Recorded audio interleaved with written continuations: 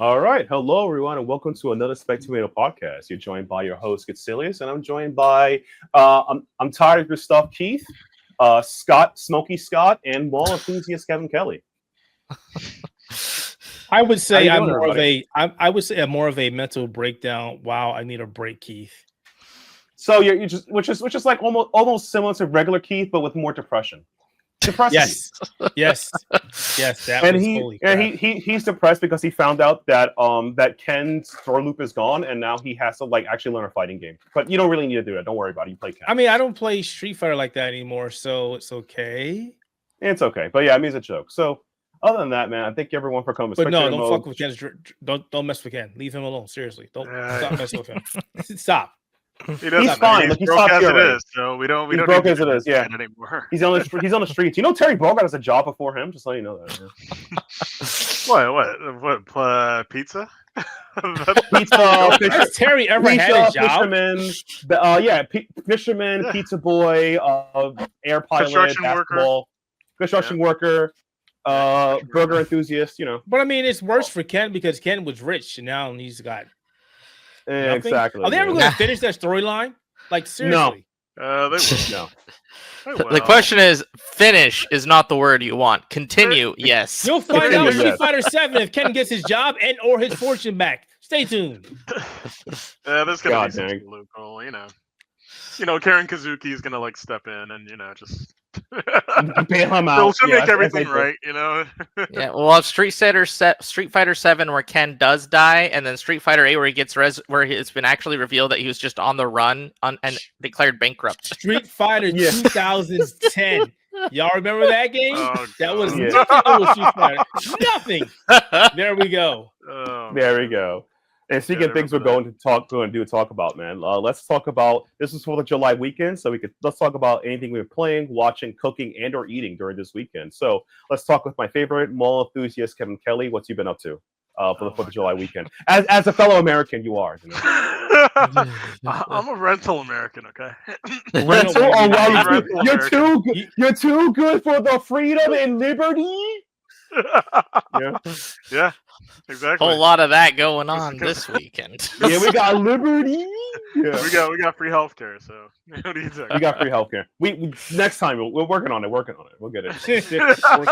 We got close to having somewhat of a free healthcare option. Yeah, we have somewhat. So I guess that you didn't do anything this weekend besides enjoy the malls of Toronto. Both the large and small malls, of all sizes.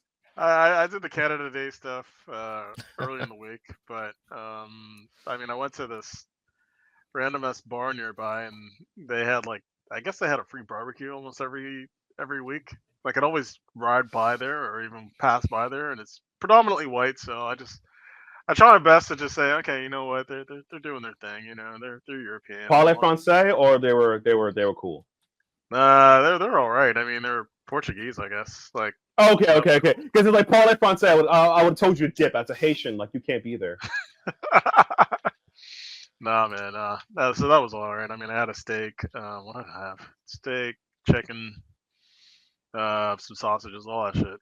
Yeah. You just had a regular Canadian breakfast, and you didn't drink your buck of beer. No, they had this European stuff. I forgot what it was called. Oh my god, how can? Bro, once they cancel buck of beer, the country's been going downhill, bro. Buck of beer. Now you remember the guy Doug Ford promised to bring back buck of beer if you vote for him, $1 beer, buck of beer, Yeah, no, I mean he did make good on the whole corner stores having liquor thing, man. That was good. That was great. That was great. Yeah, shout out to the beer, yeah. I mean, I'm still mad at his brother, but that's something else. Yeah, someone else. But so since you did no Liberty, you did no Eaton. Did you watch anything? Did you play anything? Did you watched Ballerina? That was interesting. Yeah, seeing John Wick just magically show up in a side quest. That was something interesting. Especially how they treated Ando Moss, where she's literally killing almost everything in sight. No, that was pretty awesome. It's just this little petite thing, just taking up a shotgun and a flamethrower, and just letting it rip like Beyblade. That was fantastic. What else? I know I'm still. I guess I'm knee deep in Techno Man. That's definitely something. As for playing, Virtual Fighter 5 Ultimate Showdown. Gotta be jumping back into Tekken just to see what Fuckum Ram does. I mean, so Fuckum Ram. Sorry, I keep. Fuck come no! Yeah. You gotta scream it louder when you're doing it. It's a hard name to pronounce. Okay, Fuckum Ram. Like, no, I want a kid to say that in school and see what the teacher. Yeah. And no, just say his full name. It's not if you want to be a hater, if you hate Tekken, they kill Bruce. Look, no one remember Bruce's. All right, let's be honest. I remember Bruce. Bruce had a job, but he lost it. Okay, he lost his job. Who doesn't lose jobs in fighting games? Exactly. Who doesn't lose father? Yeah. It's like it's crazy. You know. Yeah, exactly. You know, Ken lost his job, kind of. You know. Yeah. No. He lost his life. He lost his wife. Ken lost it all. Yeah. It's over for him, man. I'm proud. Like every day he loses something, it makes the rest of us stronger. You know, that we can just rise up as well. Hey, it'll make him even, right? It'll make it even, yeah. Well, I'm waiting for the Faku Ram kill the game thing going to happen. I can't wait for a couple of days. That's going to happen. You know, right? Hey, they're still trying to improve it, so I hope things go well. What else? City of the Wolves. Mecha Break. Just going hard on that still. It's too much damn fun. Too much damn fun. Stellaris and Falcon definitely. What else? Clear Obscure. Got to run back into that. Gotta finish all this stuff before what's called Final Fantasy Tactics coming out. So. Yeah, I mean, you play Tactics Ogre before that. I mean, that's just as good. I'm not saying Tactics Ogre is a better game, but it's Tactics Ogre. But hey, man, same creator, so you know, like he knows. Yeah, you know. Okay, you know. I know. I love him. He's one of my favorites. I mean, especially with 12. Like, just it's amazing. Yeah. Anyway, am I forgetting anything? Hunter x Hunter, Nen Impact, the demo. Checking that One out. Button Infinites. I love that game. Yeah. One Button Infinites. That's the future. We need to make it better to 0 button infinites. Once we hit that, we hit peak fighting game. You know, peak. Exactly. Yeah, exactly. Ahsoka is awesome. I love him in this game. He's incredible. Yeah. That's great. That's good to hear, man. And now we're gonna move on to our favorite person who clearly is not using this as a way to play more gacha games. RPG Scott. He's not using this. Yeah. Well, too. I mean, it's funny that you talk about that because so my July 4th was waking up at like a good 9 a.m. being able to sleep in. Cleaning the living room and doing some dishes, and then I spent the rest of the day playing NTE or Neverness to Everness. So you didn't join on the Uematsu train? You didn't join the horse girl family? What the hell? I did not join that family, but that's also because I don't have as much limited access to that as I do for NTE, and I wanted to actually, dive into it a bit. So I played actually quite a bit. I got literally every character except for one. I'm waiting on the next banner to come out, which I think is actually today, so I might actually have to go back soon. Okay, so we'll try not to keep you here too long because the earlier you are, the higher your RNG actually improves. That's how gacha game works. So I didn't make the rules to do it. Yeah. For those who are the uninitiated, NTE is done by the same developers of Tower of Fantasy, but instead of trying to copy the Genshin Impact model, basically beat by beat, they decided to copy a bunch of different things put together by using the Genshin Impact model, but then adding GTA into it, as well as superhero side quests of saving people and things that just happen across the map. So they decided to basically just have an anime GTA superhero game. Oh, is that one that people kept on saying that looked like Spider-Man in a sense? Yeah, it does have some of that, but the one that one specifically was referring to was Anata. That one is the one that has more mobility. This one has where you can steal people's cars and get chased by the police. Or in my Not case, police. I tried to leave the traffic because they have the red lights in the game are super like long and the green lights are super short. So you have like 3 cars that go every green light. So you can either stay behind like 10 cars and actually try to go through traffic, or you can go on the sidewalk that's very large and try to leave the traffic and go to the road you want to go anyways. And I did that like 3 times until the 3rd time I accidentally hit one of the poles in front of a police officer. And then I got a warrant on my head. So I had to run away from the cops. And ironically, I ran away from the cops into a boss fight I was not expecting, because there are boss fights with like that are attached to races. So you have to like race some characters to then get to the boss fight when you beat the race. So I got into like the Ghost Rider boss fight that then stopped the warrant from me, because the warrant went to the Ghost Rider instead, because apparently he was a much bigger threat than me. So you didn't pull a Nico Bellic by screaming, "You're not, I'm leaving here with Roman from GTA 4." Like, you didn't just shoot up the cops screaming, "I'm leaving here with Roman." I thought that was like how do you play these games, but okay. Oh, but the most interest, I mean, really not the most, but there's a lot of interesting level design, because they do these things with anomalies, where like a lot of things will be like horror genre type levels, or they'll just be like more just supernatural genres as well. So there's places that are like where the cameras will try to attack you, but you can't attack the cameras because they're not attackable. They're just cameras that have supernatural abilities. And so they'll attack you by like trying to take your picture, and to take your picture, they put you into like the phantom zone that you have to get out of. So there's a lot of interesting like dynamics that they do with like different level designs and the way that they incorporate the anomalies into these chapters. So that was really, really interesting. And some of like the puzzles are attached to that. Like you'll have to find areas that will make the level then go upside down to find a specific door that takes you to a different door on a different level of that same level. And it's interesting, and it has a lot of really like cool ideas.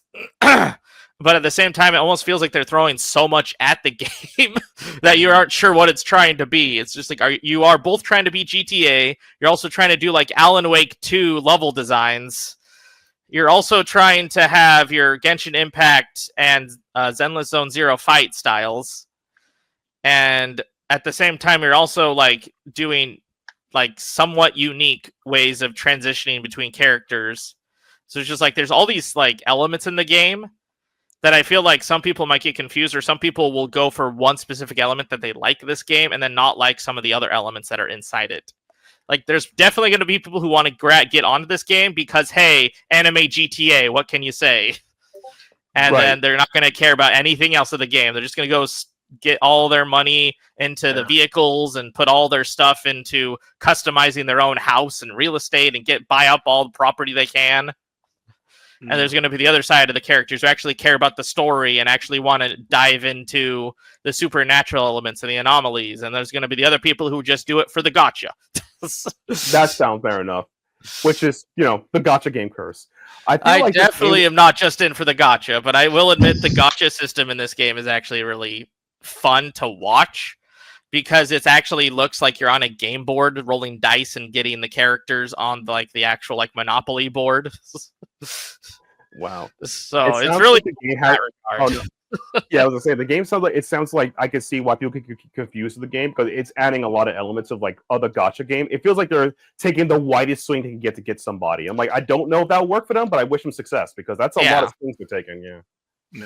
Yeah, and I'm guessing they're going to be adding more customizable things, because there's clothing shops and body shops for cars. But in the build that I'm in right now, I can't really decorate the clothing or anything, because you can go to the clothing shop and there's people there you can talk to, but the ability to talk to them is disabled. Wow, that's crazy. So I'm guessing that's going to be in a future update where they eventually get that out. But again, there's a lot of things that they're trying to do with this game.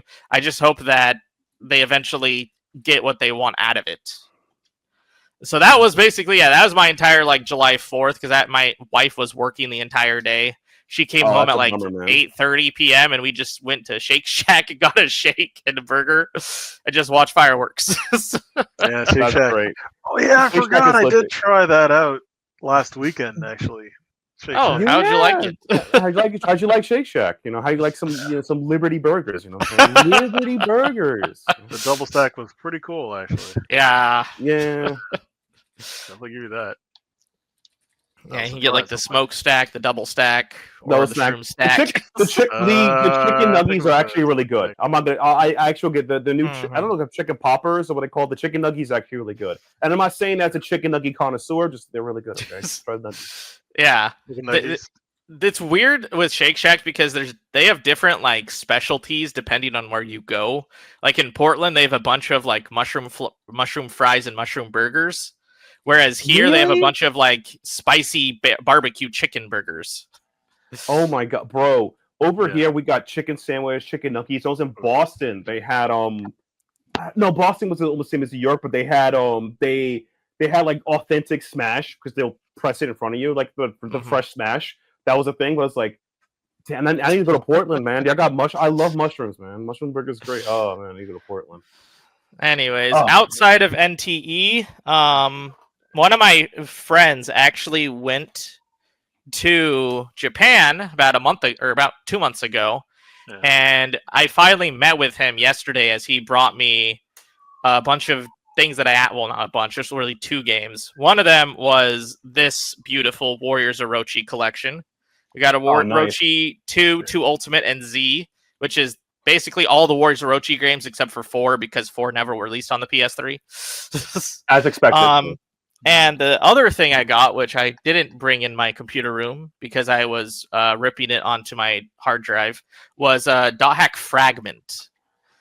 So for those of you who don't know, Fragment is the rarest Dot Hack game you can find aside from Dot Hack Versus. Because Dot Hack Versus never really went anywhere. It was just a side game to a DVD. But Dot Hack Fragment was when CyberConnect actually tried their hand at creating the game, The World. So they actually did the online features. They added they added the mail system, party member system, and everything you could do to the PS2 online. Damn. And it didn't do well, not because the game was bad, but it was because nobody had PS2 online. Yep. Wait, so basically I could have relived Tsukasa and Princess Subaru and all that. Yeah. So if you liked the gameplay of the first Dot Hack games, the first 4, Fragment brought in not just all those characters from those games, but you also got the Dot Hack sign characters be playable in Fragment as well. You just had to do all the offline stuff to get access to all those member addresses to play with anyone from the series and the games. Jeez, it was crazy. I would have loved. But they also added an online server. To be on Bear's team. Yeah, they also added an online server so that you could play with friends just with all of their accounts as well. So they had an offline server for the story and for getting all of like the anime and the game characters, and then online for your friends and for your character. Damn. Sadly, the servers have been taken down, obviously. However, because of how devout the Dot Hack's fans are, they already made their own server to play the game. And not just that, but they have a step-by-step tutorial of how to make your own server that's private for friends. So you can just make your own Dot Hack Fragment server and just play the world with friends. And so I've been playing the offline version of the game. Just because I wanted to get some of the characters, and Bear is literally the first character you get in your party. Yeah. You get Bear and BT. So it's great. I really wish that the West got Fragment because I have to use my whole phone translation device to be able to read any of the text. But at the same time, if you've played the Dot Hack, the original quadrilogy, you already know how to play the game. They haven't really changed the gameplay at all. They just changed the fact that you don't have to play as only Kite. Yeah. Which is nice. If you want to be the guy to just be the giant heavy blade, then you can just do that. If you want to be the blade master like Balmong, where you get like extra blade attacks and you get magic and you get to be a little more defensive than you were when you were playing as Kite, you can do that. You can play as any of the classes. Like you can be a wave master, you can be just a spellcaster, that you can focus on either heals or on like damage. Like there's a lot of things you can do in Fragment, which is amazing. But again, it was PS2 online centric, so nobody really bought the game, which is why it didn't do well. And that's also why it's super hard to find.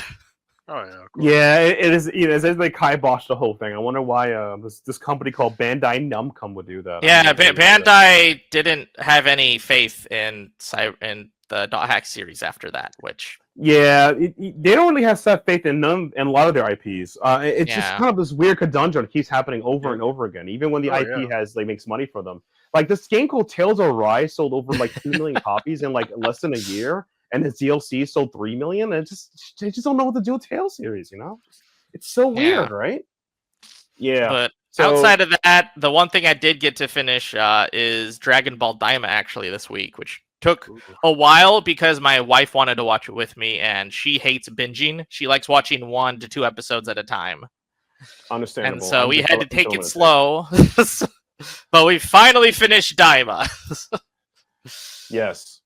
And I really loved how much emphasis they put on actually the action scenes, but also on Goku himself, because we got to see a lot more of Goku and a lot better Goku than we got in Super. It actually felt like this was the Goku from Dragon Ball Z. Yeah, no, I need to confirm this. So, as you've seen Daima, can you now blame Toro-san for ruining the series? No. No. Okay. All right, I guess you're not licensing rights that's going to ruin the series. Now that we have like 2 different licenses for Dragon Ball. Oh God, no! The horrible take in the internet. It's like season, like, bro, can you stop, please? Just stop. I don't want to. Well, no, we got now 3 licenses for Dragon Ball. We got the game license. It's just we already know the game license will be safe because Bandai just loves making games all the time for Dragon Ball. Right? They love licensed property games. Other games, that's a different argument. If you're a fan, I'm sorry. But because of that, that's why CyberConnect made the Fuga series, is because they wanted to make a game they're passionate about, and since they couldn't do it with Dot Hack, they decided to do Fuga instead and keep their licensing themselves, so they didn't have to be upholdent to having a publisher greenlight it. All the time, yeah. God dang.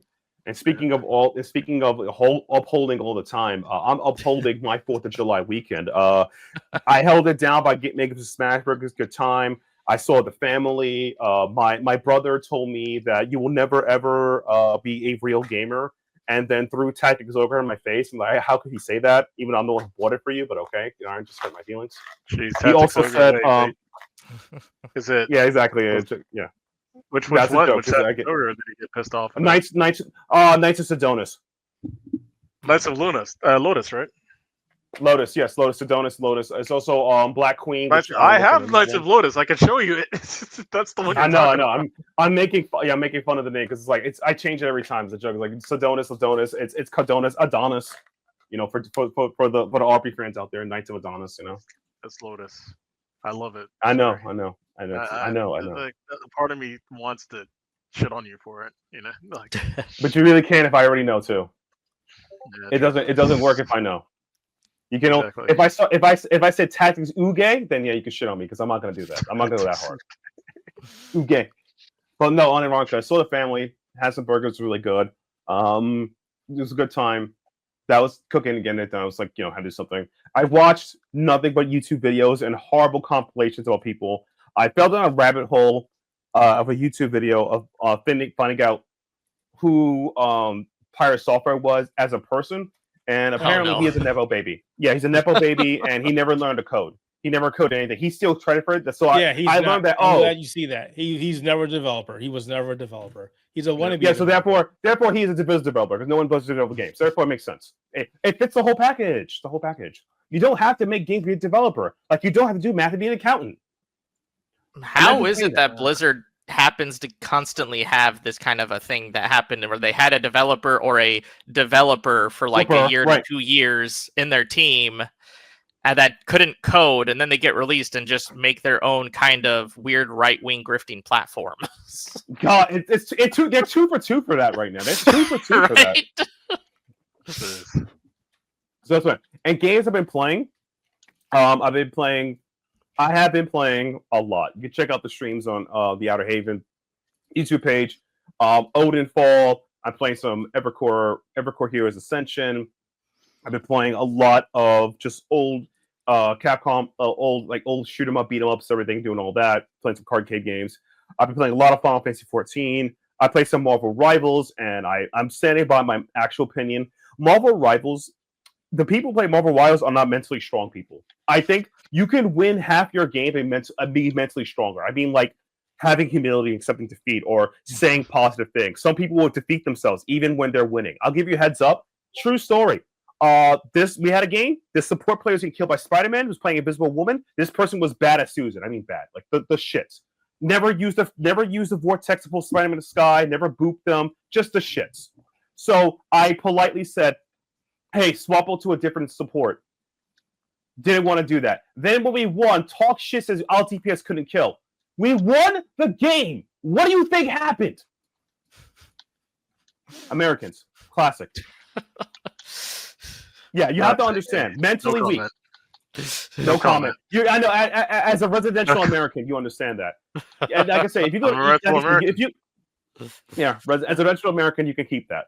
So rental. American. What made this? Yeah, rental. Residential. Okay, you live here. Rental. Now, okay? Residential. Rental American. No. There's no Blockbuster anymore. Residential now. Okay, you bought the subscription fee. You're in there now. Gamefly American. Gamefly? You give money to Gamefly? Keep in mind, you can also buy those games, so you be permanent. Exactly. That's what I do with Gamefly, honestly. I don't actually subscribe to the service. I just buy when they go out of it. Exactly. Get out of here. Exactly. You gotta eat cheese fries. No more poutine, all right? It's called cheese fries. Anyway. But jokingly. So this guy was so cooked, and at the end of the game, I was like, we won, GG's is over. I was being targeted. Like, it's not a skill issue because you can't. Spider-Man is a good character. I hate Spider-Man, but he's a good character. The best way to kill Spider-Man, like anybody in Marvel Rivals, you have to track how much movement or abilities they have. If Spider-Man uses already 2 zips, you can kind of chase him down and kill him because he can't do much after it unless he knows how to position himself. And this guy was like, well, he was targeting me anyway. You could switch to another person. It's like we won, and then he went ...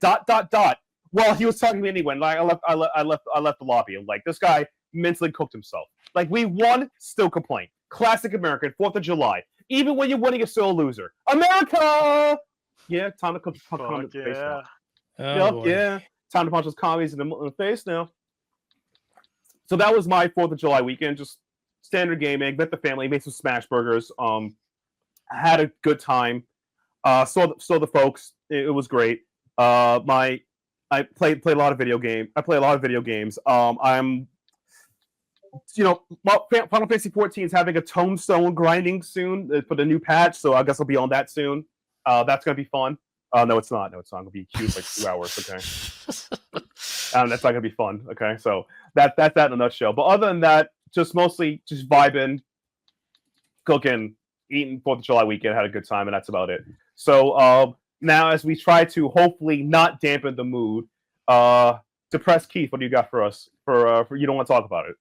No, it's cool. 4th of July, I kind of worked a little bit and then went to get some food because the wife was working. It was just me and my pain-ass kids, and kind of broke down in the store because I won't talk about that. But yeah, mental issues suck. Get help if you have mental issues.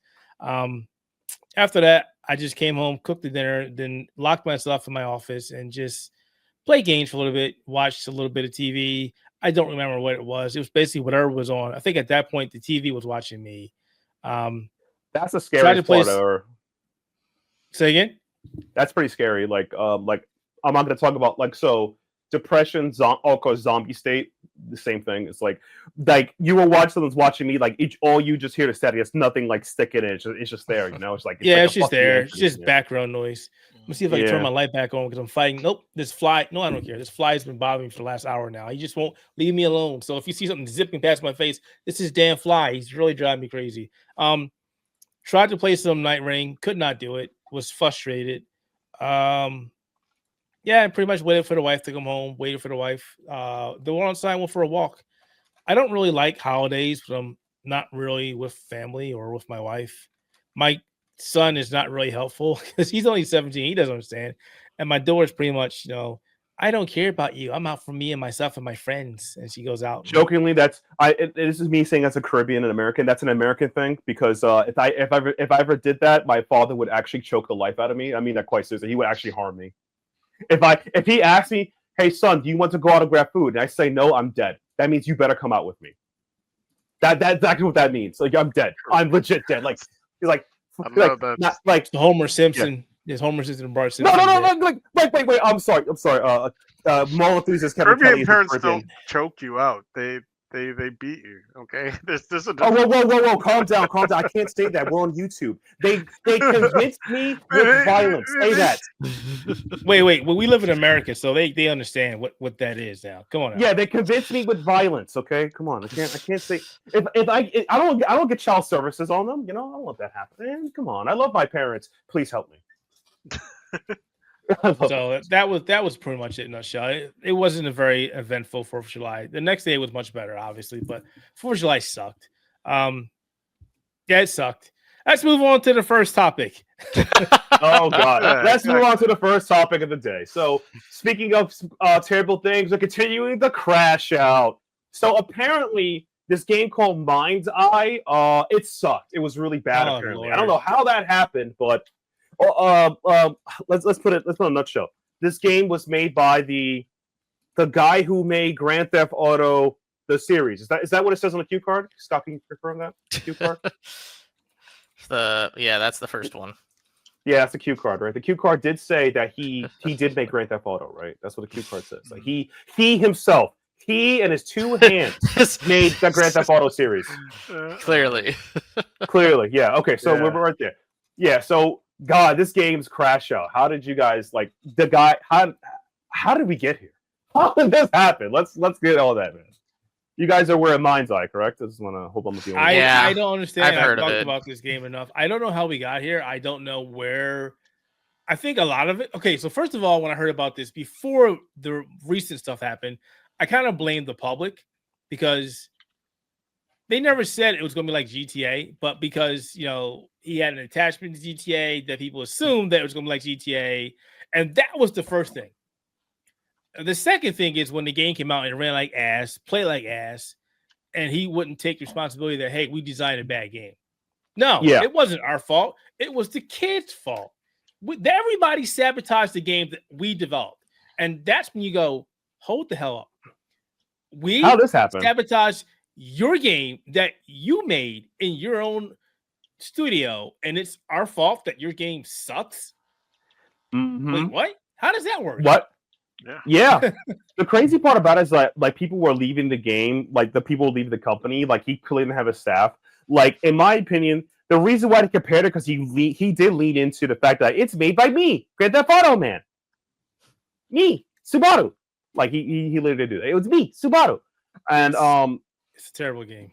It's a terrible game. It's it crashed on people. I think Jordan played it on the Jordan. YouTube page. Jordan, we can't talk about Jordan because Jordan has a bad track record running games, and some games just crash. No. The thing is that Jordan played it and it crashed on him, but that's just one example. But other people played the game and also crashed. Other people. Yeah. Trust me, I'm not going to use Jordan as a failsafe. Trust me, I know this personally. Let's not use him as a failsafe for anything. We love you, Jordan. It's just this game is just the all worst the thing people that were hyping up this game and talking about this game and saying this game is going to be amazing. They got access to the game and they were like, "Hold up, this game is hot, terrible trash." I'm not the worst thing to curse or anything. So it got to the point where PlayStation was giving out refunds. Yeah, they were. Yep, that's how bad it was. Yep, that's when you know it's really bad when PlayStation actually agrees to refund the game. It's you guys will get money now. What do you mean you'll get money now? We're done. I don't know if anybody else refunded it, but Sony definitely refunded the game. Yeah. So I'm sure Steam had a bunch too. Yeah, it was. Let me go back. So the guy, what the hell his name is? Grand Theft Auto man. That's what he calls himself. He created the games. He Leslie Benz. Yes. He also is stating that he's promised the game is going to have a relaunch. So I'm like, So this is With what Cyberpunk people? 2077 over again. It could happen. Oh, yeah. Oh wait, With the what left. people? Never How mind. to It's not stop gonna happen that? now. Yeah, it could happen if it wasn't the fact that most of the development team left or Exactly, got like- cut. Yeah. This just goes Exactly, back man. to you and okay. So Mm. the bad thing about this is IOI, is it 101 or IOI, whatever. The IOI Interactive Yeah. publish your game. So they needed to know, they had to have some kind of like, we're checking on you. How's this game going? What's going on? And it just seems like there's a major disconnect there because for them publish your game and them seeing your game in action and not going, wait. We can't release this game like this. So you mean tell me there was no QA, there was no alpha testing, there was no beta testing, there was no final build testing, there was nothing. You just sent it out in the world to get criticized and massacred because you know gamers are not the most friendly bunch. If they play a game that is terrible and they spent money on, they're going to let you know this game is terrible in so many ways. I need you to understand. I didn't say Even anything. even if the game is Social amazing media, and it it just- performs terribly, they will let you know. They will let you know. Oh, totally. Yeah. So- Keith, I No want shame to about back. that. Keith, I want to back you up here. This is where the thing. Beta test, alpha test, Q&A. My brother, have faith. I made Grand Theft Auto. Oh my God. Oh, yeah, Have faith. that's the argument. Okay, so we can go back and say, okay, the first two Grand Theft Autos did not play well either. So No. No, we can say that. But the rest of them, no. Yeah, Grand Theft Auto 3 was when they finally figured out how to play what game they wanted to make. no. Honestly, the blow up is that like the I truly believe this man has used all his risen aura and just bombed it out. I could not believe the massive failure of this game. I was like, this game, like, okay, It would have been better if he just said, you know what, guys, we failed you. We're sorry. If yeah, you we're working on a relaunch. I don't want You to say know, man up. If you accepted responsibility and said, hey, this is what it is. I know he you know, double, triple down. He doubled It's down. crazy. Like, That's dude, the crash out. It's going to be relaunched. We promise. How? Okay, we'll see. Ow. We'll see. That's the important part. They didn't say anything, and I saw so many commercials for this game on YouTube. So much. Yeah, I did too. I mean, yeah. Interactive IO Interactive was like Yeah, marketing they the were crap counting out on of this. this game. They were counting on this to be a good game. They Yeah. were counting on this. Yeah, man, they Nope. told me this game was gonna like, you know, what was I gonna say? Be an interactive, fun experience you'll never forget. That was it. I love the cue card. Well, I you want won't my forget check. it. I heard the You same won't thing forget about it. Watch Dogs, and look what happened there. Like, Yeah, an interactive, fun experience we'll never forget. Read the cue card, Kevin. That's what we're giving the cue card. Anyway, love you, Kevin. Love you. Read the Won't cue work. card. Read Won't the work. cue cards. it won't work. It won't work. It won't work. It won't work. Speaking Press of next things on that the will- cue card and it froze. Froze, exactly. Yeah. Next on the cue card right here. It won't work. Kevin, I think we have to talk about this weird obsession with the fighting game community that certain games need a savior. Like this Jesus complex. Like we need something to save fighting games. Have you ever heard this argument? You've been FGC. It's a weird argument, right? Sorry about that, guys. I was dying. Oh, okay. Again. As long as Yeah. you're not dying right now. got I'm my- not dying today, the day of my daughter's wedding. Yeah, you'll be okay. Yeah. I mean, I feel like sometimes, at this moment, we're kind of eating good. Like, there's a whole bunch of, tag fighting has just risen up for one. I mean, there's like at least 3 or 4 more tag games that are about to come out. Yeah, I think And it's plans more to like come the out, games. It's more like games that are like, I would say, mainstream, not mainstream. Like they need a savior in the sense of like your game to get good or something like that. The first thing of every fighting game needs is I hate to say it, you need players. You got to give people a reason to play this game. The way that we think of how to make you play fighting games, Kevin, is just straight up tournaments. Yeah. And that is, in my opinion, tournaments, yes, not tournaments that expect you to throw up at least, I don't know, like tens of thousands of dollars just to see if you're going to make it to a qualifier. That exactly, you're yeah, not gonna exactly, know yeah. about until like 2 months later. Like, yeah. And the messed up part not about mentioning names, but not mentioning names, yeah. Let's not talk about that special tournament that we did not get sponsored for. You know, no sponsorships here. Liquid Death Foaming. So well, for the cup. yeah, but it's like I think oops, yeah. But the real issue is that like this idea that fighting games should be sick by Saviour because like it's really bad because like you need people to play the game, and the thing is that tournaments isn't enough. You need people to make content for fighting games, so, like for lore reasons or casual reasons and other things. You also need to make tournaments for people who suck at fighting games. I'm sorry, like. I will compare it to a game I play a lot, like Final Fantasy 14 and Marvel Rivals. There are people who suck at these games, but they can still play the game and enjoy themselves. Like, it's not a fun experience to play a video game. Like, let's say you try to play Street Fighter 6. Yeah. You log in online, you go 0-25 and have a good night. That's not a good experience. No one's going to like that. Go to a tournament. You pay $20 the door fee. You pay $10 for the tournament. You spend $30 at your ass kick. You're just sitting casual all day. That's not a fun experience. No. You need other ways besides tournaments. So how about like in Japan? Japan started doing tournaments with like VTubers and content creators. They got like 2-on-2 tournaments, character tournaments. Tyler 1 is running a tournament with modern controls and putting streamers on to play the game. This is how you save the game. Sage and Slam. Sage and Slam. I don't like the tournaments. I think it's. I don't like Sage Jam. I don't like Sage Jam or Sage Jam Slam. I'm not a fan of his content. It's just me. I respect the guy's work. Thank you for putting the work in, but not for me. But hey, people, that's another way of getting people there. You know, you get people to do that.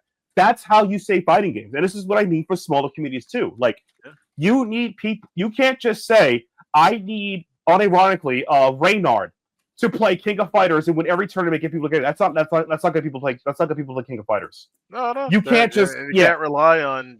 You definitely can't rely on Ash to tell folks that steroids is good in order to play fighting games either, right? Yeah, exactly. You can't, like, jokingly. You can't say Arslan the Ash is gonna is gonna say Tekken. Regardless he plays it or not. I don't know if he plays it. I'm just saying it as an example. But it's like stuff like that. So, like, the FGC Saviour XX problem is, like, you need to get players, you need to get content, you need to push for it in a way. Like, this idea that, like, if, Pokimane give a game $1 million, going to save it. There's a couple of tournaments right now that's high money, and I don't think the numbers increase with playing the game. That's all I gotta say. And that's it. It's not enough. You have to give people other things to play the game. Strong single-player content, lower-end content, tournaments from all skill gaps, I remember a while back when I was in the Grand Blue Fantasy community, we had tournaments for beginner and intermediate players, so you don't get stomped out by by top players like people who just main Percival, which I'm not a Percival main, I swear. I do not main Percival. I am not a guy who believes he should run this whole goddamn Sky Kingdom. Me, Percival, I mean Catilis. Oh god, I'm in trouble. Scott, you seem to have mentioned him like right out the gate. I mean, that's kind of strange. I'm sure there is a Percival only tournament going on. Yeah, and only one person will win, and I think that's great. And that one day he could be a real king of the skies. He's the only one's going to save us all. Hey, the great King Percival. But jokingly, that's what the Grand Blues communities do. Yeah. No, I agree with you. I mean. Yeah, there's ways around it, like especially with there are actual content creators, like for instance, in I know in the VF community where they do have guys there who say, okay, we're gonna have this. Like, it can't be over. I think you have to all be under like 30 when it comes to the actual rankings, and I feel like that's a good way to do it as well too. Like, definitely having those types of things out there for casuals to jump in and try to do something, right? Like that's the important part. Like to get right, because like I mean, advertisements aren't going to do it too much. Like, but getting actual content creators involved in the space in order to produce those things, you're absolutely right. I mean, they have a good command over the social media. They've already got sponsors themselves. There's that exposure that's still out there, and like to that point, I know. Street Fighter 6 is pretty good with that as well, where they do have like the actual content creators jumping in and doing things like, for instance, color commentating or even like actual real play-by-plays. Even though it's recorded, it's still something. Right? Exactly. Yeah, you have to create much into it. And we have to think of other ways of making tournaments. Like I said, like character-based tournaments, modern only. Like I say, in Japan, they had like you're identified by the character you play, so they put you in a seat where, like, let's say you're a Manon main. Shout out to Manon mains. You guys are a real struggle out here. Shout out to the queens, the French queen. They have a section for them. The Blanca, huh? Manon is struggling. Yeah, Manon is struggling. Okay, we have to stand by our French queen, Kevin. No, we don't. I'm not. I don't care.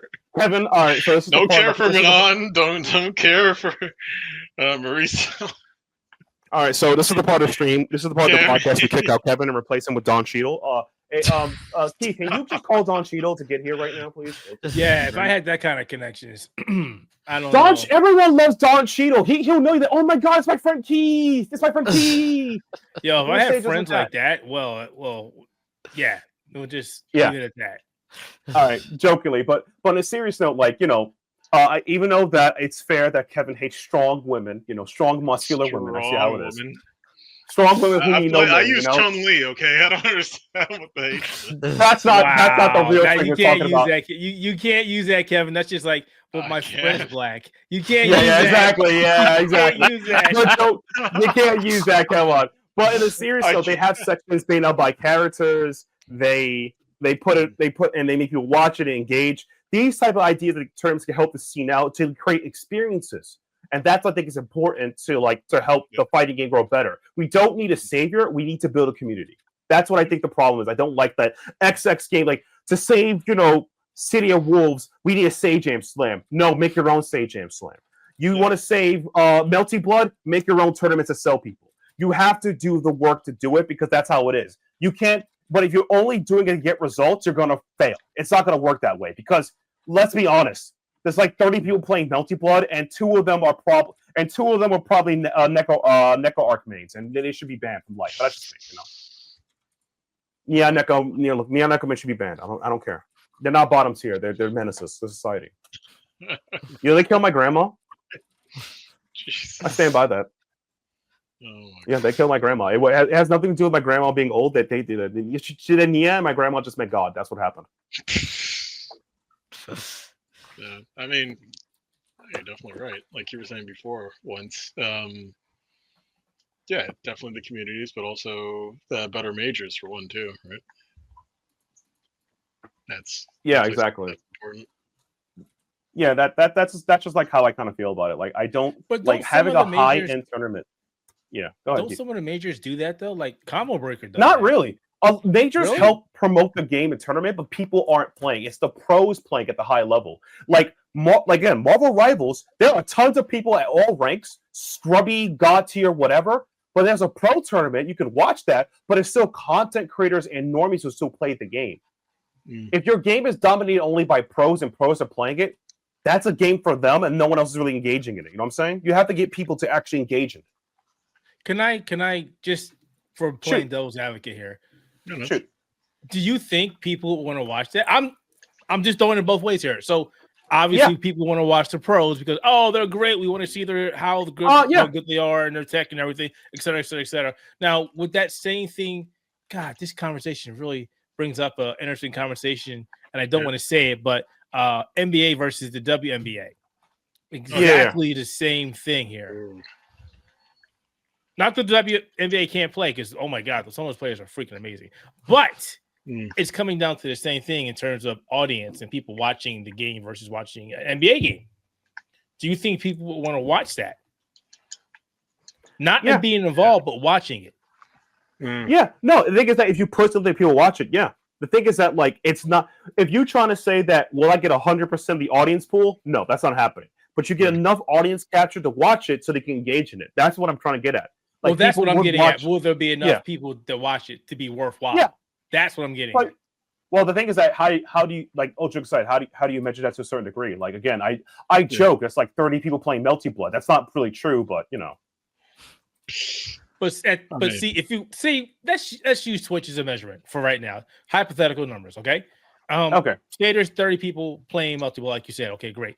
But there's 1,000 people playing Street Fighter 6.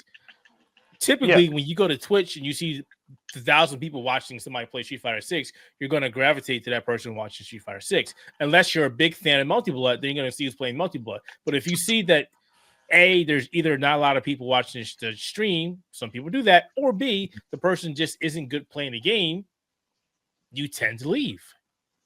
So how do you fix that? The thing is that's a skill gap kind of situation. Like, when there's less people playing the game, the skill ceiling is actually small in between. And I'm no insult to Kevin. Kevin plays Virtua Fighter. There's not a lot of us out there, but we take people's money out here. Like, it's not a joke. The skill gap is huge. Yeah. Yeah, I mean, for what it's worth, yeah. Like, especially now with the open tournament and a lot of people coming in, just starting out in VF. Like, sure, there's a lot of guides and there's at least you're looking at least 15 or so years of knowledge that was pre-organized right there. But I guess, like, when it comes to high level play, I mean, sure, there's going to be an audience, but I mean, if someone's just learning the game, you've got people who say to themselves, you know what, it plays almost as good as Tekken, and then they try to jump in. So I guess in a sense that they still get an audience anyway, even though they're just starting out in VF. So yeah, exactly. And I guess that could count, if I'm reading this correctly. Also, shout out to Tekken refugees who still have not played Great VF yet. I respect all of you for not trying something. I mean, that's my secondhand diss. I do hate the fact it's like you don't like Tekken 8. I get it, man. Not a game for everybody. I get it. I felt the same way about Street Fighter 5. It wasn't for me. I get it. But it's like, are you playing something else? No, you still talk about Tekken. Play VF. Play VF. Now, it's that good. What I was getting at, because I want to keep us on the same this same topic. Yeah. And it's not that I'm saying that I'm opposed to it, because I'm just throwing another viewpoint to that, because I'm the same kind of person where I will play a game and I would say I'm not a pro, but I would love people to watch me, or I would love to go to enter a competition and go, hey, no pros allowed, scrubs only. And I hate saying that, because I would go to that. Hell yes, I would go to that. Because I know I would get matched in the pool when I get beat up by a pro or a semi-pro, and I'm playing with somebody at the equal skill level and having fun. Because when you play against a pro that you know is going to kick your butt, it's not fun anymore.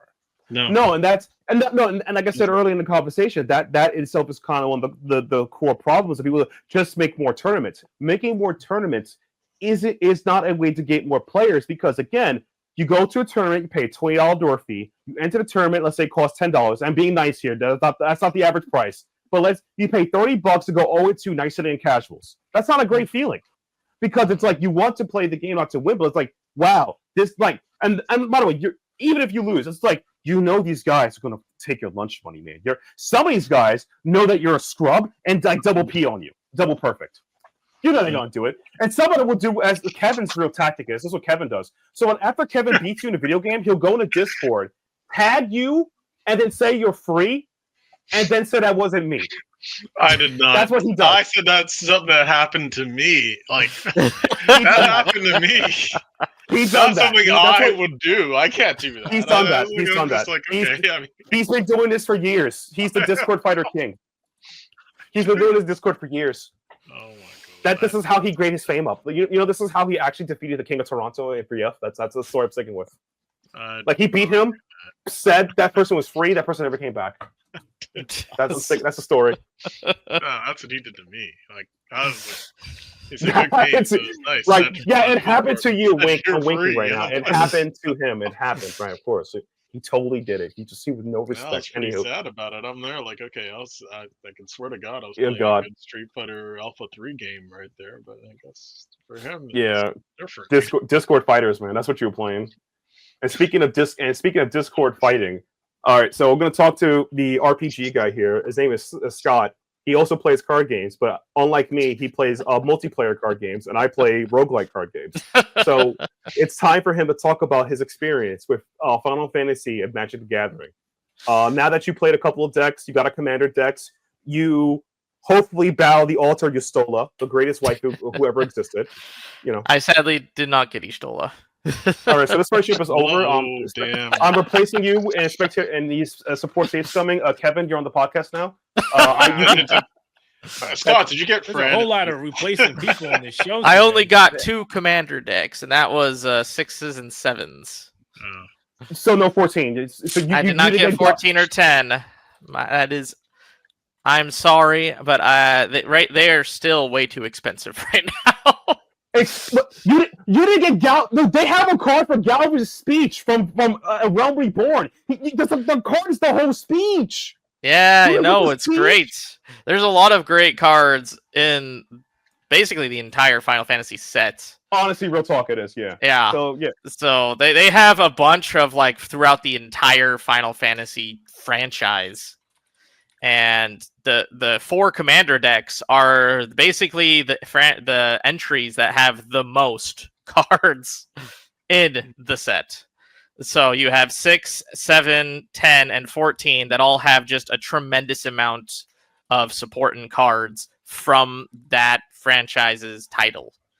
So I got a lot of 6 and a lot of 7 cards. I did get a bunch of packs, and I got a few like other ones from the starting kit. The starting kit has also a lot from 7 though, but they also have others from 1 and 2, especially in the cloud deck because it's very focused on their job select system. So if you like their job select, which is basically like how they use the classes, but the classes are a whole lot different.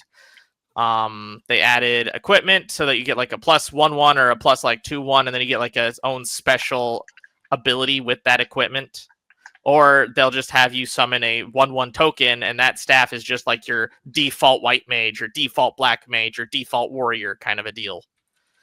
Or if you got the starter kit that has that special cloud, if you put anything on cloud, he becomes a monster. Yeah, he was cloud with equipment gains indestructible and haste. Yep. You have to. So basically, the mechanic indestructible means you just can't destroy him with any spell. Any spell that does damage. If Cloud has 6 life and you hit him with a spell with 6 life, it won't kill him. Nope. Even if you had 7, it won't kill him. You have to actually get a card that says remove. Yeah, you have to basically exile him from the game. Exactly. Or destroy the equipment that gives him indestructible. That's crazy. So, a question I want to ask, since you had a couple of games, you played a couple of starter decks, how do you feel about the gameplay? Like how the loot plays some of these cards and decks, or even balance for like, that's a lot at you for Final Fantasy. It is, but it's really interesting when you compare like the commander decks, especially because 6 in particular is very graveyard heavy. You basically want to summon cards, get them in the graveyard, and then you can get Terra out, and Terra actually gets a lot of like help from your graveyard, and then you can use that to then summon a bunch of cards from the graveyard, so you can basically get everything back. And when I was talking to actually the principal designer of the set, Gavin, he discussed that even though it is Final Fantasy VI, his focus on what he wanted the theme to be was the second half of the 6th game, which was when basically you have to rebuild everything after it was destroyed. And so that was basically it does a lot of help from when things are in the graveyard, so you can get it out and to rebuild the field, basically. And so I really enjoyed being able to just like, when you feel like you're at like the end because you have like no cards on the field and you get Terra out, and then your entire field comes to the field again. So you get like your entire graveyard to then be able to do a giant attack. It feels great. I did talk a little bit about in my article about like the differences of the 2 starter decks, because you have Cloud, which is, as before, Cloud is ridiculously good with equipment. So they use a lot of job select, which is their new like feature for this franchise entirely. And so you want to basically use all the equipment on Cloud once you get it, because he gets that enormous buff or boost from having equipment on him. The thing with Sephiroth is he has a lot of high cost cards in the Sephiroth deck. So if you don't get him down fast enough, he will start getting giant creatures and basically destroy you. Oh my god, that's crazy. But I do really appreciate the balance of the Final Fantasy cards. I do think that they are very good when they're fighting each other. I did make one individual deck that was built on not Final Fantasy, to just compete with it, because that was just something I thought my wife would like, because I made a little creature deck. Bunch of squirrels and chipmunks and otters. No. So again, you can call this deck Doreen the deck. If only when we get a squirrel girl, that could be a great commander for the deck. But currently the commander, I can't remember the name, but basically it's a mouse with a giant javelin riding an eagle. What the hell? That kind of sounds on point, not gonna lie. And then he gets that card gets like additional buffs from having creatures that are 1/1s on the field. So all these little creatures then make this creature just ginormous in stature. That's crazy. So I just think it's fun to be able to like try to find a balance for these decks, because I think in particular these decks were balanced against each other. They do. I mean, that's kind of how it goes with all like the collab sets. Like I was looking through like the Lord of the Rings collab set and the Fallout one, and they are all like structured to basically be against each other and for each other. So that's kind of like how the sets are working together. Yeah, so it's like the Final Fantasy set plays with the Final Fantasy set. If you want to be a sweat lord and bring this out to actual Magic Pro Tour tournaments, which I don't recommend, you probably get a different experience. And it goes back to what I was saying earlier, right? Like Magic the Gathering has a strong professional tournament circuit, the Magic Pro Series. I love watching them when they were advertised heavily on Twitch. I don't see them as much anymore advertised. They don't get advertised nearly as much.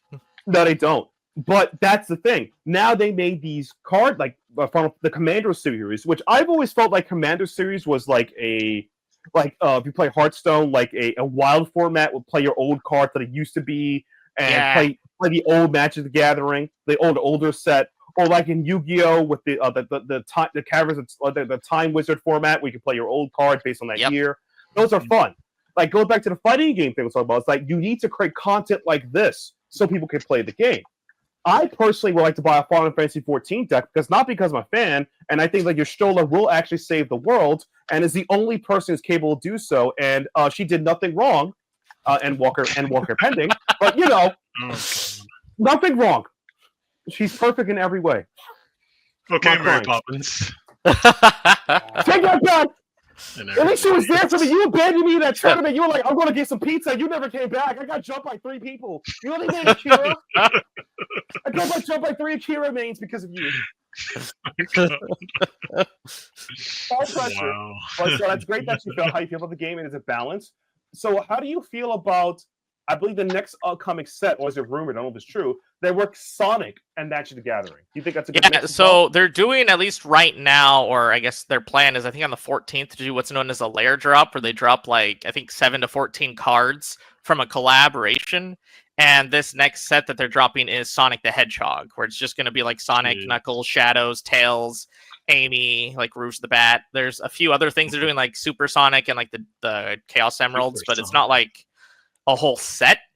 But there could be a whole set after this layer drop if it does well, is my guess.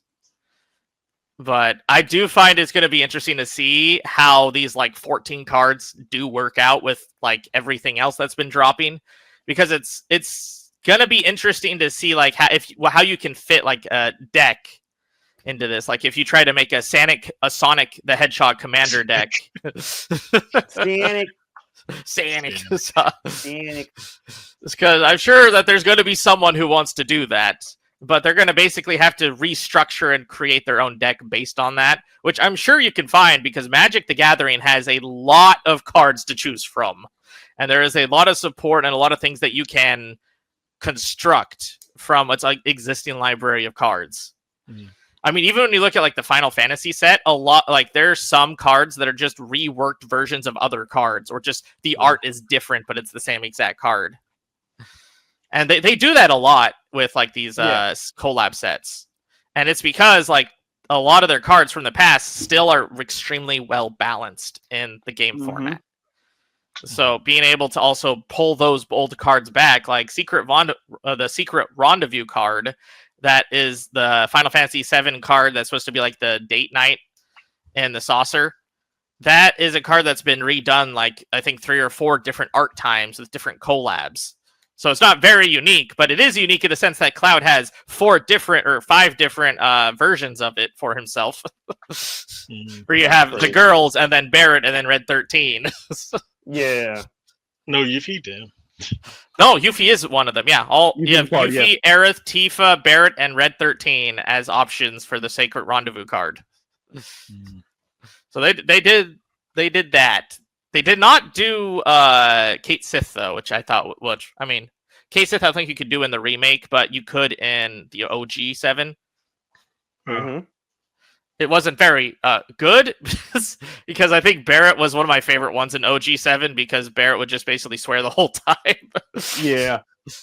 Why the crap did you get me here? And Cloud's just like, I don't know, because I felt like it. It's because he's a family man. That's why they did to him. He's a family man. Yeah. Man. Well, no, that's good. That's good to hear how you feel about the card games and like people get to play the game because, like, to me, I feel like I would say I want to say during the era of peak Hearthstone was people wanted out of Magic, a casual card you can pick up and play. It's easy to play, and now Hearthstone is just now got sweaty mode.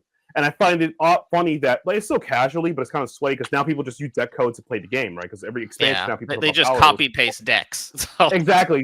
Which in my opinion is in my honest opinion, is what all card games go down to a certain degree. Because if you go to professional ranked Magic the Arena, most of those are 9 out of 10 times you're going to get a copy paste deck from a pro. So. Yeah. Yeah, it's you cannot fight the end of the tide for that one. That is happening, whether you like it or not. But I do find it funny that Hearthstone has, in my opinion, or at least Hearthstone has kind of given up on the format of trying to be more casual. They just play mechanics, etc. While Magic the Gathering has we're going to go wacky fun mode. We brought back Commander. We got Final Fantasy coming out. Which, once a 14 deck goes on cheap, I'll buy one. Not because not because Yustola is the right girl. She is. That's the reason why. But stand by that. But because you need to support Final Fantasy 14. Yeah. And not because. Yeah, I mean, it is interesting when you look at the decks that are usually available. 6 is always the cheapest. Yeah. 7, 10, and 14 are always going high, and high. Because people played 7, that's the modern RPG set. How many people play 6? I'm not even gonna joke. LOL. How many people play 6? No. More people need to play 6. That's what I'm saying. More people need to play 6. That's more people need to play 6. More people need to play 4. Make 6 more an accessible game. Sure, they put it into the new Final Fantasy Pistol collection stuff, but. It's no one ever says, okay, let's do even when Square did that whole 3D DS thing, they never touched 6. They touched 5, they touched 4, 3, 2, 1, but they didn't touch 6 at all. It's nope. It's nah, it's sacred. No, what's so sacred about it? You can easily do it, sure. They could have, and we could, keep having the green hair Terra instead of keep making her blonde at random times. I know. Okay, I'm not gonna get into that. Thank you, guys. That's what I want. I want another blonde waifu. I do not want another blonde waifu. Please stop. I mean, I thought she was. Yeah. It's not. Wasn't she green in NT? I think so. But I guess we don't count NT, right? Yeah. I mean, nobody talks about Dissidia NT. The only Dissidias we talk about here are the PSP ones. Exactly. God. And talking about weird things. So Xbox metric system. Yeah, I'll take this one. Yeah. So this was me looking on, lots of different articles and stuff that were basically talking about how. There's always the prevalent thing that gets talked about, which is how is Game Pass profitable, or is Game Pass profitable? And the answer is always yes, it is a profitable system, and a lot of the issue comes from it's just not as profitable as it should be because it's stagnant. So when we got a few of the metrics from one of the shareholder calls, and one of the individuals who was asking for questions about it talked about, okay, so how does this represent like the first party studios? Like, does that cost go into the Game Pass, like cost expense? Like, can we see how that affects it? And that's when we got told that the Xbox Game Studios is a whole separate division of costs, benefit, profit than Game Pass is. So they don't include either the revenue, they don't include the expenses in Game Pass from the Xbox Game Studios. But so Game Pass, the only thing that gets counted towards its expenses is third-party deals to get the games into Game Pass. And so that's what made me kind of worried, because when you're looking at a lot of these numbers, that means that a lot of the studios that get closed are because like the higher ups don't see the benefits of the Xbox first party studios games and how it's relating to the Game Pass revenue. So they are basically only looking at sales, or in the like live service games, they are looking at the users, the monthly active users metrics. But if you're single player games, they aren't looking at that. They're looking at the sales. And that's probably why a lot of the Xbox game studios that do get to make it out of limbo, of development limbo, are their live service titles, is because they see a lot more of the monthly actual active users than they do of the sales, because Xbox sales are generally not the best on the Xbox console. Yep. And I think that's probably one of the reasons why we have seen them go so hard on Game Pass, is because they separated those two money outlets from each other. Right. But the problem that comes from it is a lot of the reason people are subbing to Game Pass is because of the first party games from the Xbox Game Studios.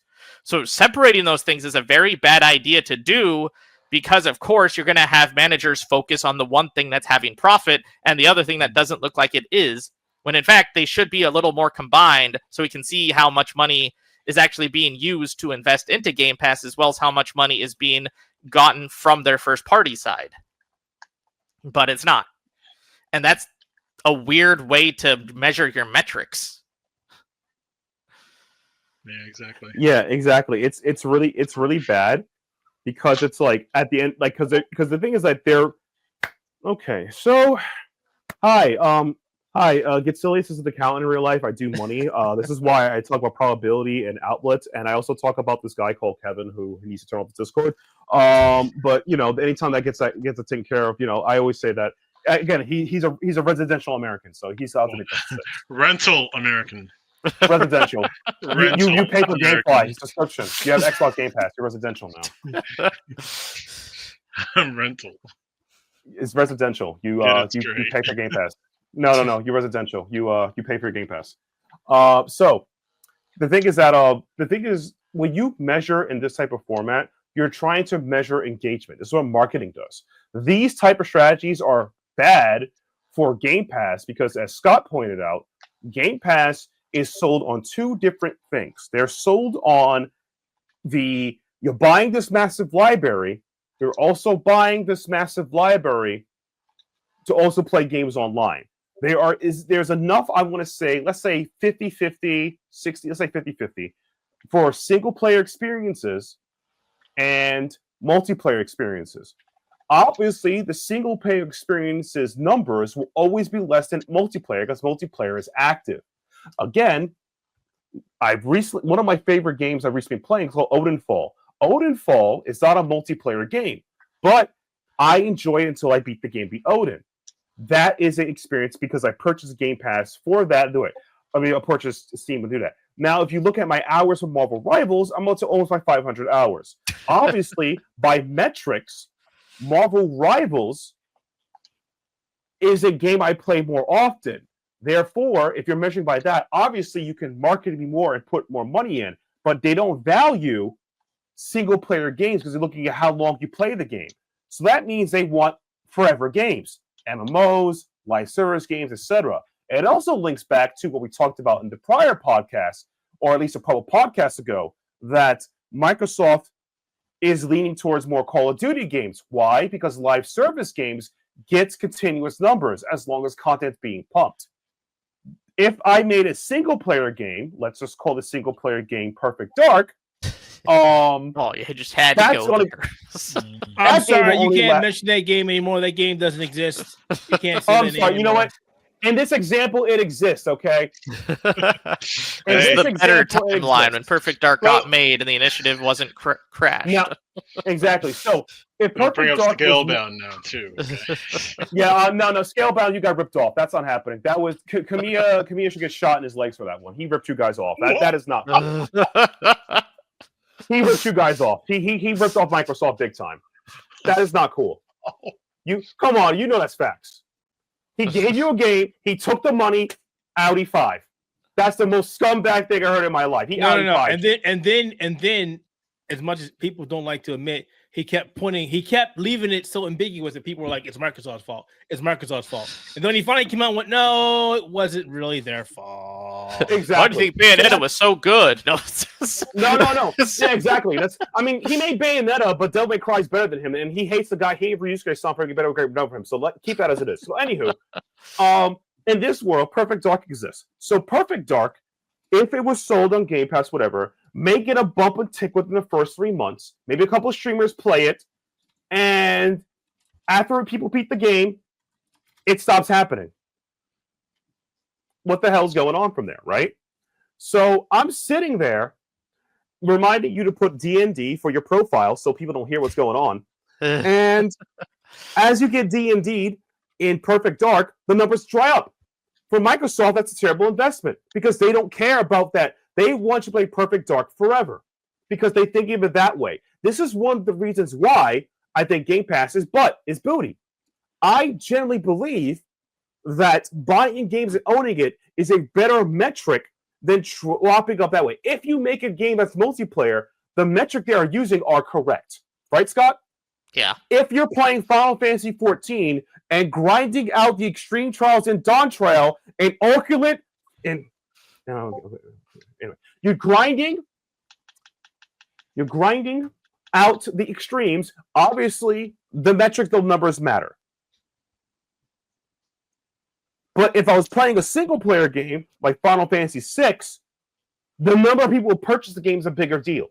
They cannot measure both of these together. They don't know how because it's subscription. So they're trying to streamline everything into the ground. This is a failure of Game Pass and a failure of internalizing using metrics. I personally think if they want to say how many games did well that single Game Pass, say how many people played the game during the first year of launch. That's a fair assessment. I think perfect example. If BioShock 4 came out, it probably never will.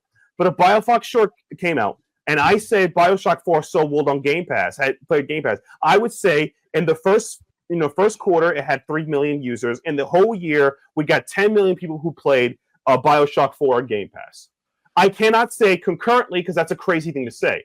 I say 10 million people played it for over 2 hours. You have to use metrics like that. But again, this is a failure of metrics and a failure of compensation of Microsoft. If it's true. And it proves a point that buying games and sales are better for these type of games than multiplayer games. Yeah, it's just really weird to me that is how they would measure the metrics of their Xbox game studios. And it does make a lot of sense about why they close certain studios down as they did. So it's Xbox had a lot of issues, and I think a lot of it is due to its management. I don't think a lot of the game studios are to blame. I don't think a lot of the developers are to blame. I don't think a lot of the projects are to blame. This is a full-on the way it's managed is just dumb. Yeah. This is exactly like I said. I don't to me, I'm like, get serious. He hates Microsoft. He memes on them. Microsoft is a bad company because the people up on the matches. They'll do the games themselves. The thing is that if you are led by a bad leader, you get bad results. That's it. You're going to repeat the same over and over because it's like, this is one of the reasons why that I think they're trying to lean towards more COD. Or like COD type games, like service games, because they're trying to pump Game Pass as this thing rather than a library. Like, bro, just track sales or sell games the old-fashioned way. Maybe you should that way. Again, if you want to use those metrics, as I suggested earlier, track it this way. BioShock 4 came out. Doesn't exist yet. In my dreams, it does, okay? BioShock 4 exists. And they say, how did BioShock 4 did well on Xbox Game Pass? I said, well, in the first 3 months the game came out, we had 3 million users. And within a year, we had 1 million. 1 million people played this game over 10 hours. Over 6 million people has fully completed the game based on the number of hours they assume it takes to complete the game. That's how you say that. By trying to make you play infinity, it doesn't happen. Like, again, I play a lot of roguelikes. Once I stomp the crap out of roguelike, I stop playing it unless I get bored again. Like, I beat the crap out of Balatro. Balatro, as of today, has over 375 and a half hours for me playing Balatro, okay? I'm almost at the 400 mark. I stopped playing the games. I've mastered it. Can I openly say that, well, Balatro is not numbers? You're done. I'm done trying to master Balatro. Yeah, I'm done trying to master Balatro. I've mastered the game. There's nothing to master anymore. Unless I that he promised an update's happening soon. But it's like, unless I download the mod that has multiplayer, then I'm cooked.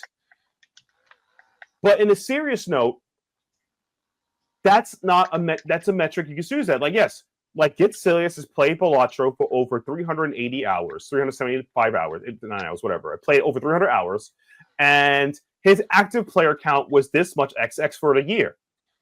But when the game is done, it's done. Yeah. And that's kind of its own issue. And I think that's problematic because you don't single player games have an ending, so you should value it. You could also talk about resurgence, such as I think a while back there was this very, very natural resurgence of Kojima games. People were playing Metal Gear Solid 3. People were playing Metal Gear Rising. I think it's a Resurgence Rising, Raiden's game. You were playing a whole bunch of Kojima games, right? And these games are being replayed and resold. You can even use a metric like, hey, man, because it's a social media boom, Metal Gear on Xbox Game Pass had a spike of like 3 million users. Instead of buying the game naturally, would have cost him an extra $60 elsewhere. I'm doing the talk for you, you stupid morons! And I don't even work for you! You suck, Microsoft! Okay, that's not me being kind to them. I got that one. I'm doing the talk for you, and you can't even get it done. I can do that for you. I don't want the money, though. I don't think you would hire me because I'm me. And you don't get paying liquid death from what I hear. But that's how easy it is to create that type of spin.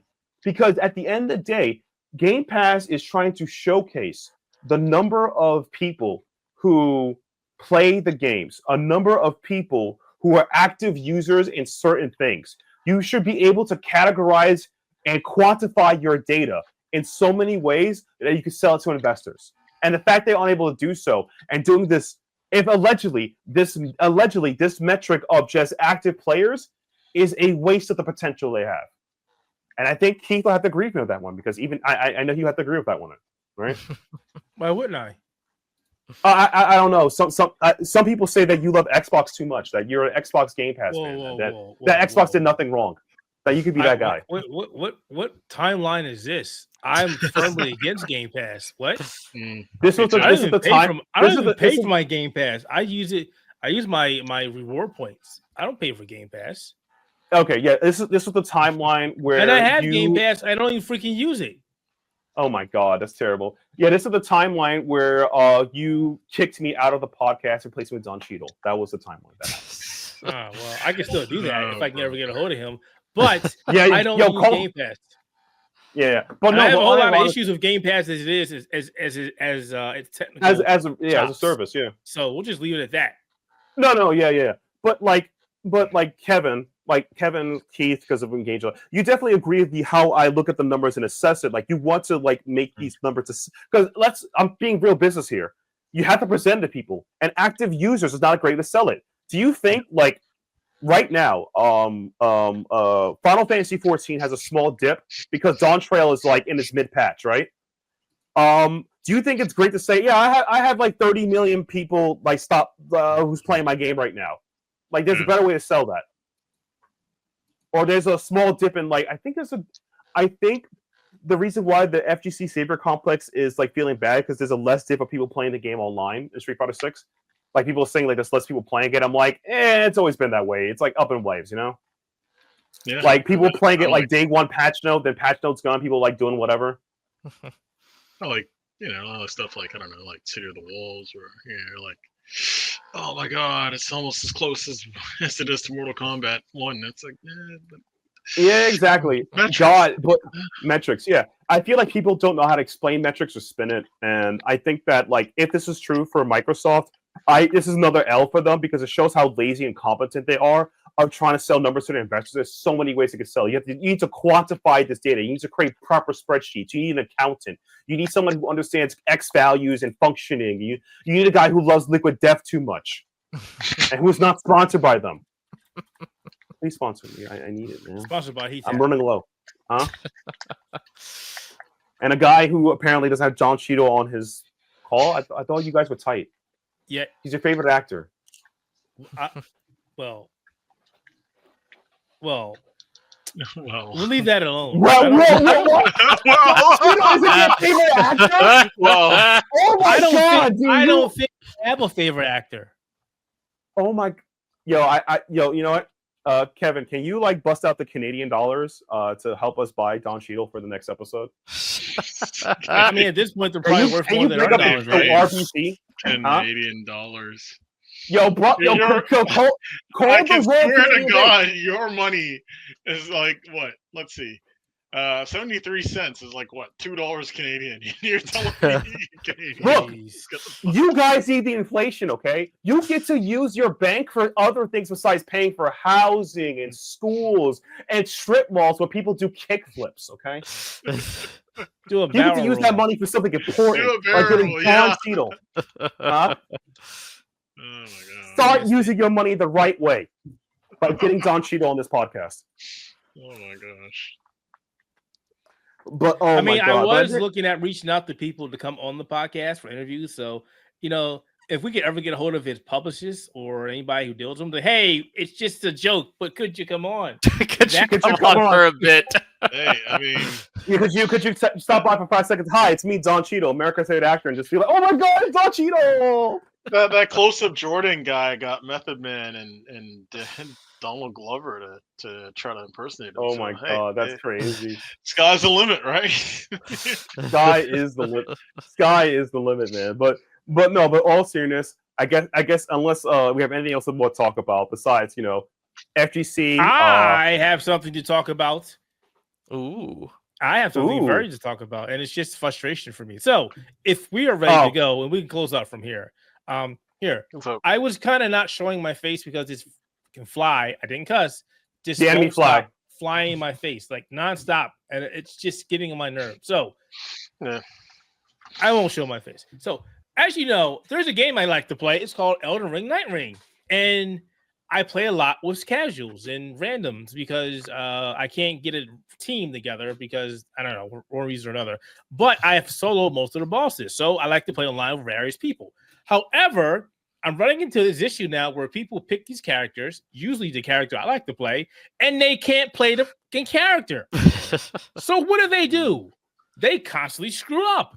They go to the wrong locations. They fight bosses level 1. I'm like, bro, why are you opening up the jail at level 1? Why are you going to that castle at level 1? Why are you doing this? Could you please stop doing this? Anybody listen to the podcast and you play this game, stop. You're not helping yourself. You're not helping your teammates. All you're doing is pissing off your teammates because people will leave. That penalty that Bandai Namco says exists doesn't exist. There is no penalty right now. So we will bounce. And I have bounced multiple times. When I go somewhere and you're like level 3 and you go to a world boss and the boss is constantly killing you, I go, you know what? It's not worth my time because a game, it's like 30 to 40 minutes. And when you act like a moron, it's even longer. So no, I'm not going to sit there and waste my time and die constantly trying to revive you because you're an idiot. And vice versa. If you ever come into a game and I suck, please leave. But I guarantee you'll never come into a game where I suck. So you are officially in your rage quit arc. No. Well, yeah. I am. I'm officially in your rage quit. I'm done. Like, yeah, I'm done. Right, I can't. I've literally the other day I was like watching these guys play, and I'm like, "What are you doing?" All right, I'm pinging them at like, "Come here," and it's it's like constantly hitting the ping. So it's like, ding, ding, ding, ding, ding, ding, ding. Come here, come to me. Don't go over there. Come to me. Like, Look at me.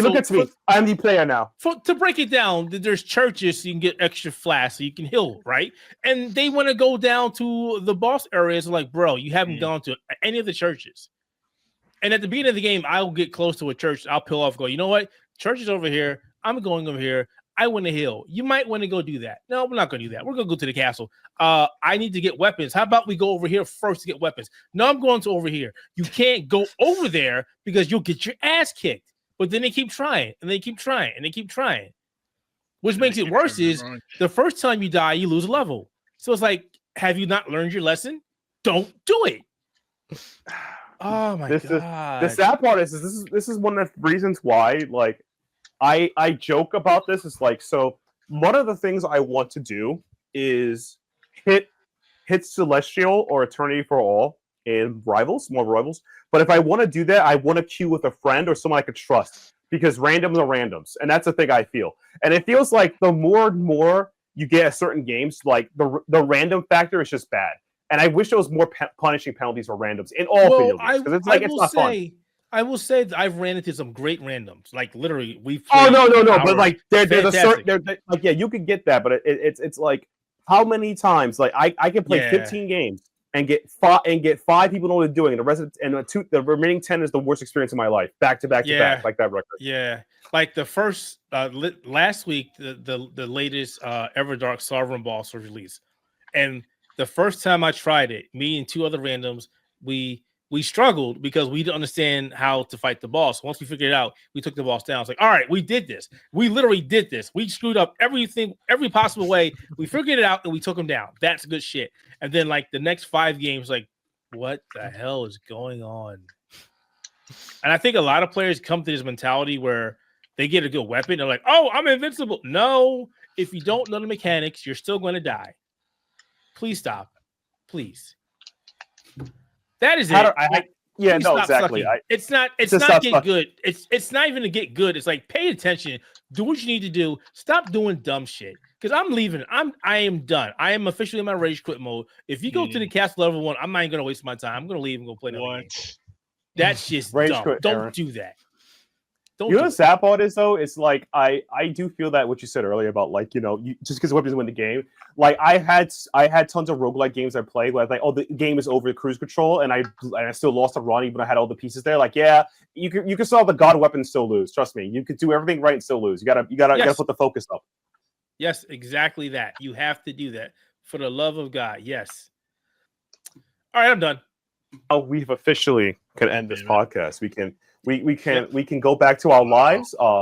Kevin can go back to enjoying malls and living in America as he now is a proper American. Living in America. Living in America. Run Scott can go back.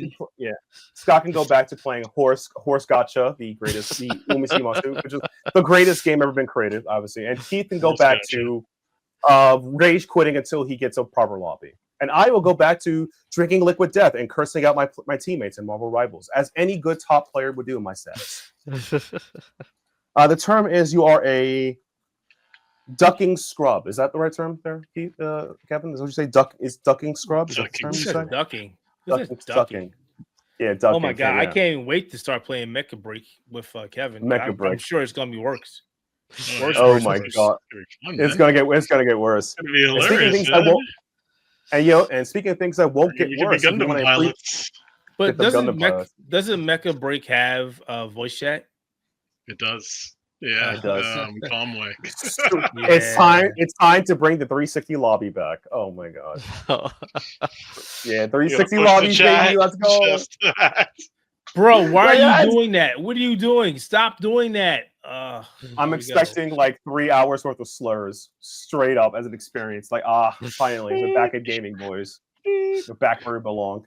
And speaking of things, this is why I don't stream Elden Ring, because I'd be like, you know what? Nobody want to talk to me because they'll think I'm like the worst person in the world with how many times I've slurred. No. Yeah, exactly. Oh my god. Can't do it. Speaking of worst thing you could do is. The worst thing you can do is considering not to follow us on Blue Sky. That's right. Follow us on Blue Sky, YouTube. Check out the Spectator Mode Podcast on Apple Podcasts, Google Podcasts, Buzzsprout, Spotify, wherever your podcasts are hosted. Subscribe to your Outerhaven YouTube channel, and that would really help us go along, man. Thank you for listening to Spectator Mode episode 193. This is Getsilius, Depressed Keith, RPG Scott, and Mall enthusiast Kevin Kelly. To see you guys in the next one. Bye-bye, everybody. See ya. Do. Later.